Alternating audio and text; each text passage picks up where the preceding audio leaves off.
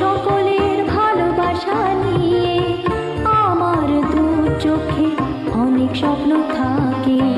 আমি পড়ালেখা শিখতে চাই, আমি বাবা মায়ের আদরের মেয়ে।